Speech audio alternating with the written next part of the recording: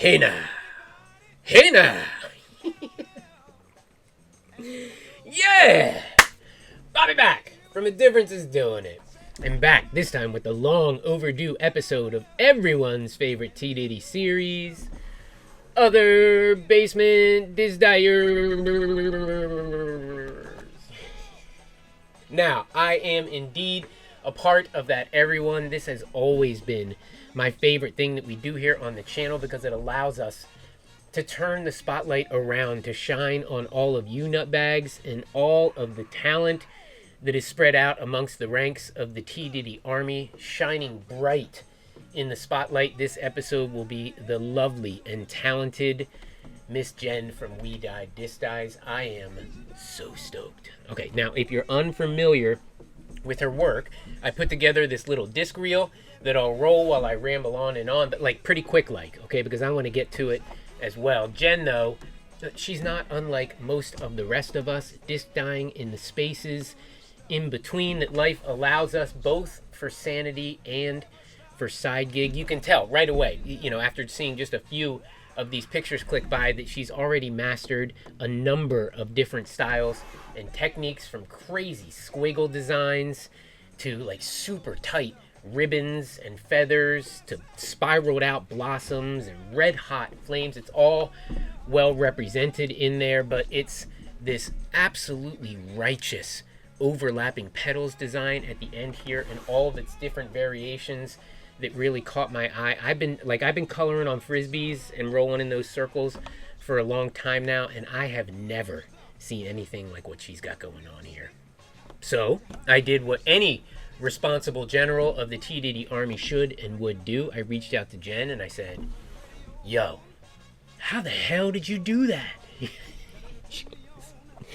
She was kind enough to shake off my candor and agreed to light the path and show all of us the way. Total rock star. All you gotta do then is just fast forward a few short weeks. You'll arrive at this very moment in time right here and now, where I quit the babbling and roll Jen's tutorial, walking and talking us through not one, not two, but 3 different petal pattern beds. Without further ado, here is the lovely and talented Miss Jen from Wiedeyed Disc Dyes, sharing her yarn dragging stylings. I'll catch you kids on the flip in about 30.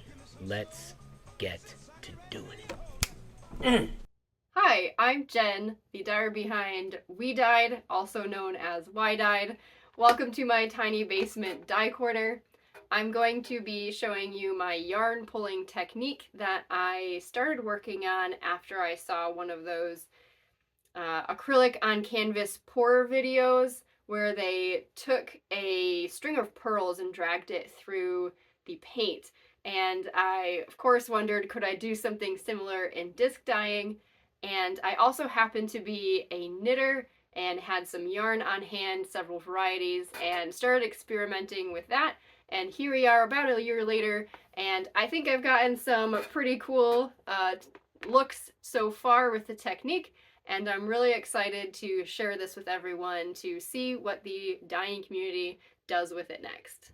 For materials, this is a glue bed method, so you're going to need a pan for your glue bed. I am currently using deep dish glass pie pans because when I started dyeing, that is what I had a stack of in my kitchen. So those were adopted into the dye lab. For glue, I prefer white glue over clear glue for this method. This is Amazon. I've also used Elmer's white glue as well. This is a thinned mixture. The glue as it came I thought was a little thick. It didn't really settle smoothly into the pan, so I added water to a partial gallon of white glue. I kind of just eyed it until I liked the consistency. Added water, sloshed it around, let it sit for a day or two, and it was mostly air bubbleless and smooth. And I'll show you that consistency later when I pour a bed. For the dye mix, mostly I am using Pro Chemical and dye powders mixed in acetone, mostly according to the general formula that comes when you buy your PCAD dyes. Some of my colors I have tweaks for, but mostly I don't really change a whole lot compared to your typical glue bed acetone mix. You're also going to need some tweezers. Depending on what particular thing I'm doing, I like 1 or 2 sets of tweezers. Also some extra eyedroppers for the dye. And this is a little bit of a messy technique. So I have some like old magazine catalog sheets of paper for pulling the messy yarn off of the glue bed and putting it there, and some extra paper towels and things like that hanging out. Now, I think the most important part that I found so far is the yarn material. We are not looking for your standard round type yarn, but we're looking for a yarn that has a type of fringe to it. So this particular one has a little bit of this feathering to both sides of the yarn. This one is a little bit stiff, so it's not my favorite. Here's just another variety that I found. This one's got a little bit of extra stuff going on, but you can see just fringe to one side. My absolute favorite though looks something like this, if I can find an end. So it's a very loose cord yarn, so it bends really well. It's got a little bit of a longer fringe compared to some of the other ones that I found. You can see it there. Now this particular yarn is actually discontinued. It's called a boa yarn, but I have found other not this brand yarns floating around like eBay and things like that. Unfortunately, there's really not one name for this type of yarn. This one in particular is called boa yarn, but I've also seen it called eyelash yarn, ribbon yarn, fur yarn, gosh, a couple other names as well. This one doesn't even have like a particular type to it. It's under the category of novelty yarn, so again, not your typical round knitting crochet yarn. So kind of stuff with extra little wacky bits to it I found help really drag and keep the color on the bed a little bit longer, a little bit better. So I take that yarn and I cut short lengths depending on what particular pattern I'm doing. I've got just a pile here of kind of some short, some long lengths, and set those over to the side. All right, so first I am going to just do a little bit of tips for the technique before I get into actually laying stuff down for a bed, just so you can see that. So I don't know if you can see this. This is pouring a little bit more thinly than a normal white glue. So I'm putting in just standard dipping amounts for a glue bed. This is about that deep. Not probably about a ½ inch or so for the glue. Pop open one of these. So the general idea for this is you just dip some yarn into the acetone mix and drag her across the bed. So I've just opened up one of my colors here. Going to take a piece of yarn and dip that into the mix. Let's tap off a little extra at the end there. And then depending on if you want to get your fingers messy or not, I like to use tweezers to grab the end of that and you lay it in the bed. And then you just pull it. Typically I find slower is better. Kind of pausing sometimes to let some of the color go out from underneath the little feathering here. If you like really pale sorts of colors, you can just leave it as is, going really slow. This color is a little bit pale on this particular bed. And that is mostly it. I just then throw the piece of yarn over here on the side. I have tried to reuse yarn. If you get it while it's still wet yarn on there, you can kind of rinse it out and reuse it, but it's kind of just a little bit chunky after that. So with just dipping it and pulling it, it kind of gets very light. What I like to do as I drag these colors is refresh it as I go a little bit with some extra yarn. So I'm just going to get a little eyedropper of dye over there. So we'll just add on a little bit here. So usually what I actually do is when I'm pulling the yarn, if it's getting too pale, I'll throw a couple extra little dots of color on there and kind of pulling slow.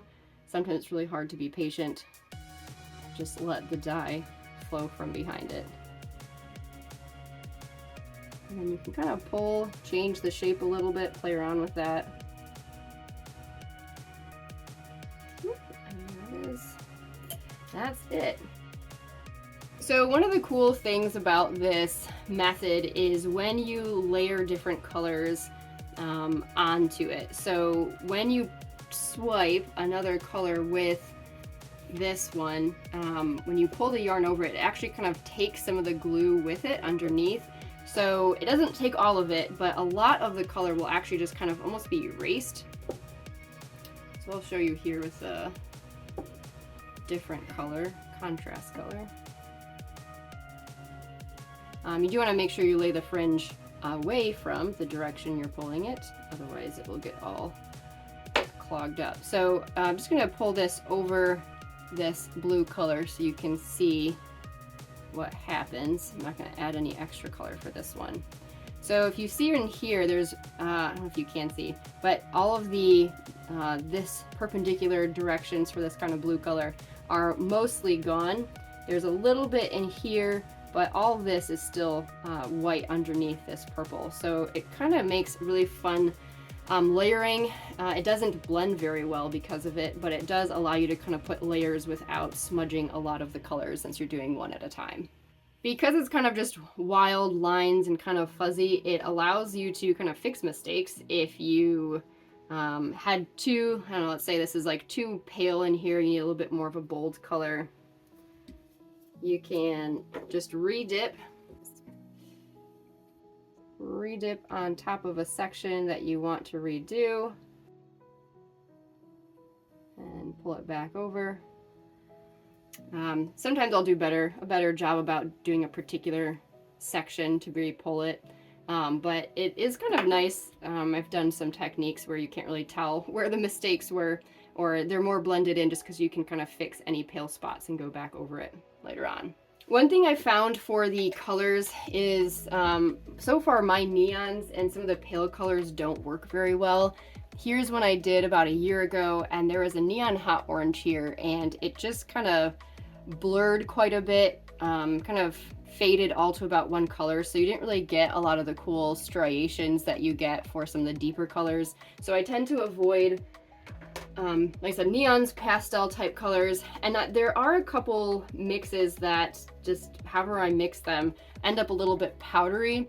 If you've made mixed acetone mixes before, so if you have something that's powdery or colors that spread a lot in the beds, because this kind of takes a long time to layer things, I found that they really lose a lot of the distinct definition that you get. So this blue, I don't know, it's just this giant fuzzy mess compared to all the other ones. This was a pale blue that you can kind of tell, but it's so close to the whitish blue background that you kind of just almost like a ghost color. You can't really see any of that anymore. So I would avoid those, but try whatever you like.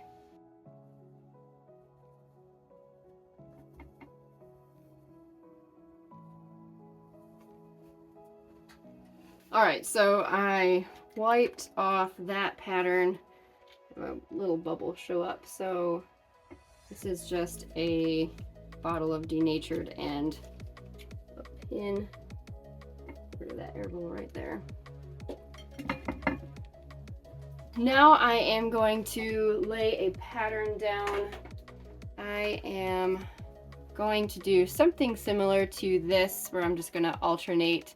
I think I'm going to do a two-tone version though. So for this pattern, you're going to dip your yarn in, and you can kind of see this top edge here of one color. So laying yarn down like so, and then kind of dragging back this direction, and the yarn will kind of stay in place and then get pulled this way. And then the next pattern, oops, lay like so, and then pull it back this direction, etc., all the way down. Okay, I think I'm gonna try, this is an aquatic, sort of, it's been tampered with, and also an iris that's been minorly tampered with color-wise as well.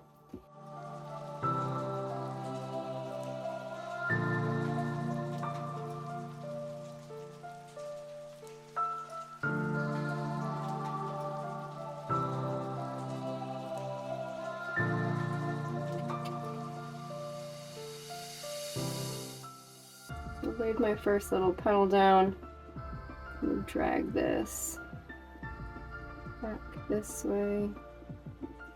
It's being a little bit stubborn, so sometimes I will use both sides and pull.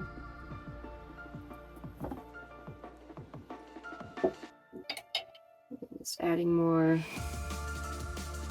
drops of dye. I see some pale spots.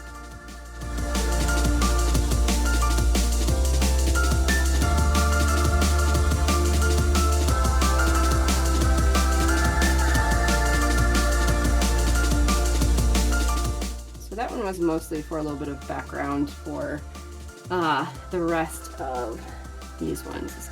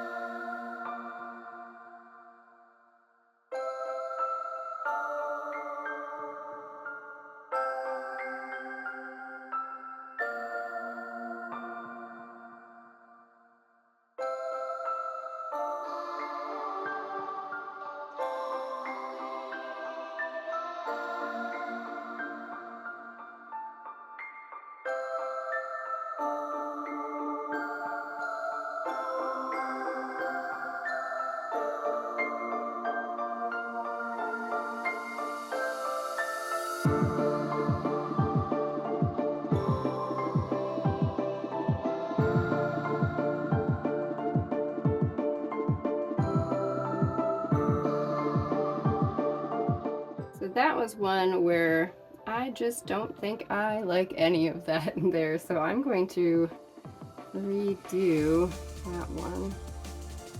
I just got it set a little bit long there.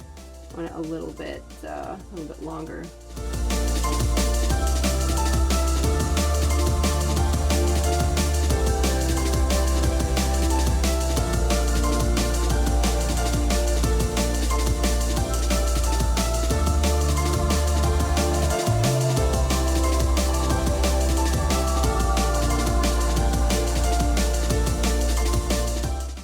One thing to watch out for is here, I've got a little bit of glue, if you can see it, glue flowing over the yarn, just because the front edge of the yarn kind of dipped underneath the glue.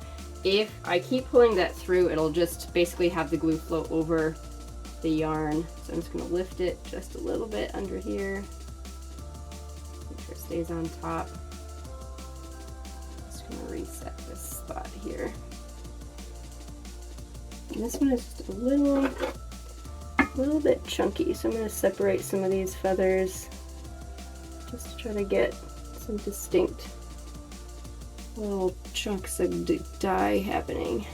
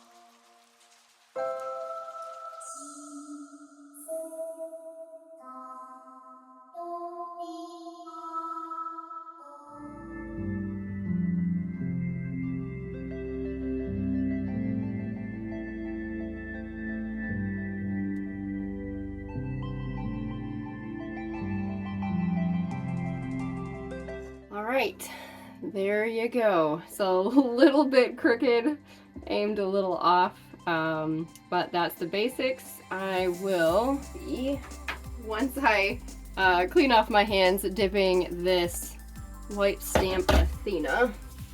All right, so white stamped Athena gonna go in, and once I let that sit, I will pull that out.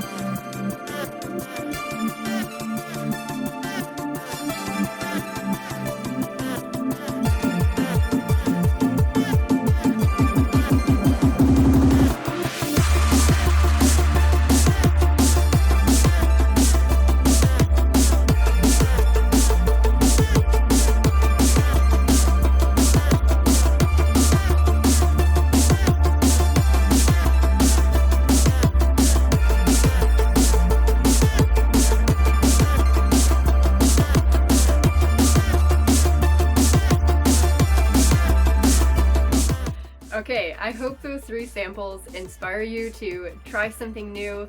I can't wait to see what you all do with this technique. Definitely tag me in any of the results. I would love to see them.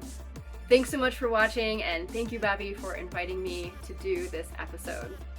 Keep rocking those dyes, dudes. Keep rocking those dyes, dudes. Yeah. If Downtown Boomtown had a license plate, like, that would be the little slogan that's written on the top above the number. I'm telling you, how awesome was that? Like, I'm not the type, okay, to say things like I told you so, but I told you so. I told you so. I could wax poetic for hours and hours about what Jen just laid down for all of us there, but in the interest of time, like, I'll share just one thought that I was left with after watching my way through all that. You see, like, after I reached out to Jen and I learned that it was yarn dragging that she was using to pull off these crazy designs like nothing I'd ever seen before, I got in my Jeep and I ran straight out to Michael's and I bought as much different types of yarn as I could find. And I brought it home and I started dragging it through like Floetrol. And I tried dragging it through cocoa butter lotion. And I tried dragging it through clear glue. Until eventually, like, I figured out, like Jen, that white school glue was the moneymaker for this, like, design technique. And then, like, I continued to stumble and to fumble and to bumble my way through, not figuring it out for days.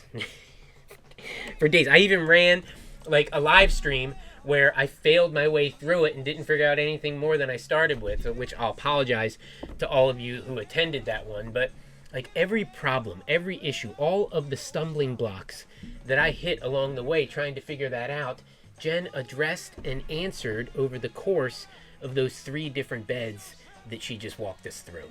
It hit me, this overarching thought, while I was editing her little intro piece, okay? This part right here.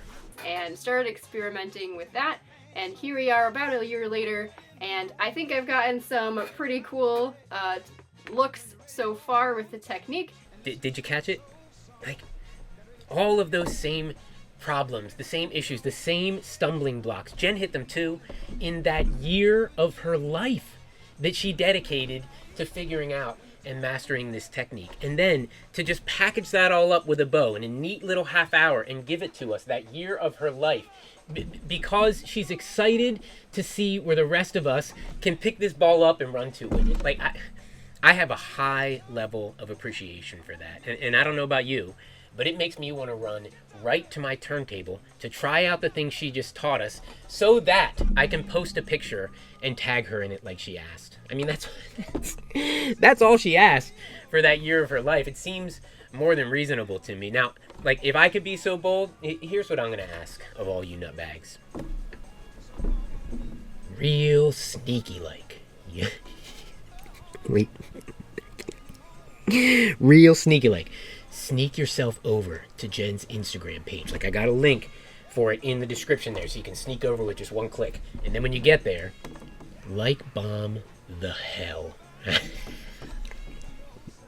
out of every picture on her page, and let's just blow her phone up with some TDIDI Army love. I mean, even just the thought of that has me all excited. Okay, look, here's another easy way, if you feel so inclined, to show Jen some love and to support her for all the stuff that she just did for us there.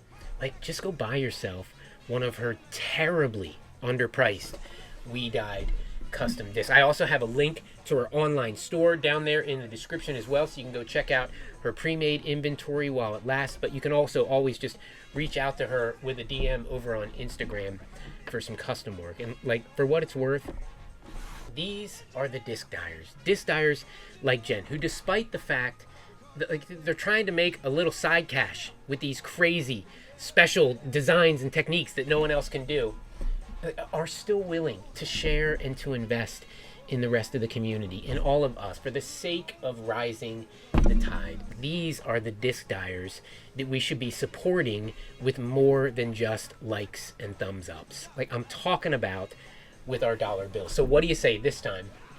Instead of just blowing up her phone, we blow up her order list as well. Jen, that was awesome. And for all of us, thank you. Okay, we're getting close to the end here, but before I dip, I wanted to put out one more call to arms because we are always looking for that next TDIDI Army General amongst all of you nutbags to turn and to shine the other Basement Disc Dyers spotlight on. It could be you. It probably is you. That's all I'm saying. So if you got something special and extra funky, okay, we'll put some shine on it. Or maybe there's like another disc dyer out there, and every time you see their stuff on Reddit or Instagram or whatever, you're like, how in the hell did they do that? Okay, hook us up, play matchmaker, okay, and then like the two of us together can peer pressure them into making an appearance. That's what I'm talking about. But more than anything else we do here, this series is all about you kids, and the more control you have over it, the better. All right, that's all I got for you on this one. I really hope that you enjoyed the ride as much as I did. So many thanks go out to Jen for grabbing the wheel and taking this train into downtown Boomtown. Right now is the time for all of you crazies to commence Operation Blow Her Phone and Order List the hell up. So go get her. I really hope that you have tons of fun whipping up your own yarn dragging masterpieces, and until we catch you on the next one, you better keep doing it. Yeah! You better get up. Oh. Heartbreaker! Oh no.